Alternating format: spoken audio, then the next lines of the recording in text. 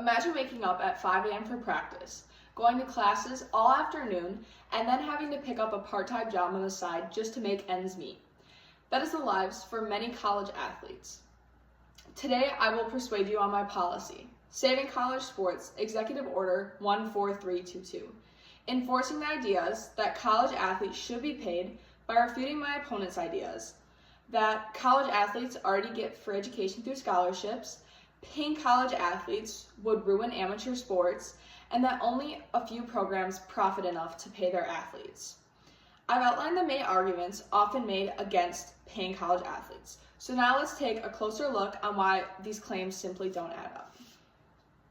Athletes already receive a free education through scholarships. That's an argument that many people make. But scholarships only cover tuition and not other things such as traveling expenses. Manning Gibbs, 2015. Many athletes come from low-income backgrounds, and if they are left with gaps in between what they are getting paid for and their other expenses, they have to try to pick up jobs which they're unable to do due to the dedication to their sport and time spent in practices and training.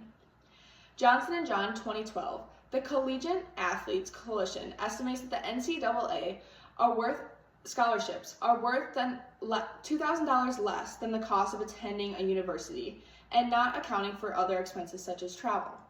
This leaves athletes with less access to other things due to being a college athlete because they're unable to get jobs and they have less time on their hands due to the dedication to their sport and the time spent in the gym working. A scholarship is valuable, yes, but it does not pay the bills, it does not cover expenses, and it doesn't reflect the billions of dollars that the athletes generate and work hard for. Now that we've seen why scholarships aren't enough, I will outline how paying college athletes wouldn't ruin amateur sports. The term amateur is outdated when college sports are already a professional level business.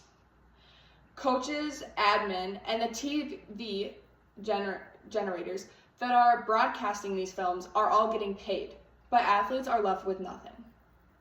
Paying athletes wouldn't destroy their passion for the game or anything. It would just recognize the dedication and time that they are putting into their sport. Nova Scotia 2026, in the 2023 season, the NCAA generated $1.3 billion. 669 of these dollars went to the universities. 0 of the dollars went to the athletes. Amateurism might sound noble, but it's not an excuse when universities are signing multi-million-dollar deals and athletes are seeing 0 of these dollars.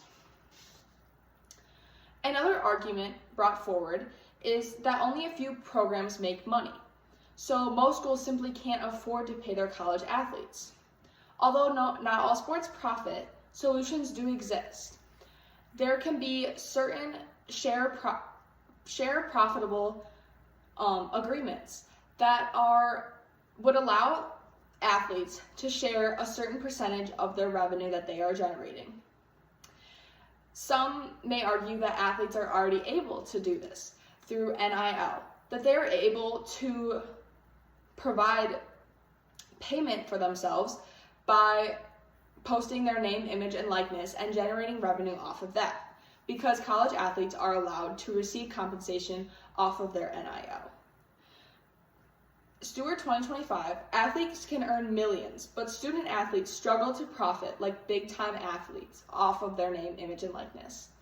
So student athletes have to compete with big names in their name, image, and likeness. So in this, they have a hard time trying to get money.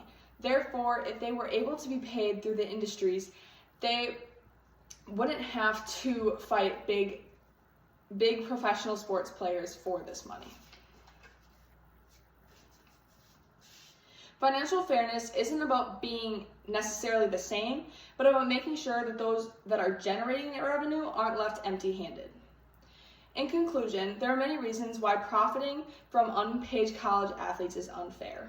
I've provided some evidence on why common claims such as athletes already receiving compensation through scholarships, it would ruin amateur sports, and that schools simply can't afford to pay college athletes are not true.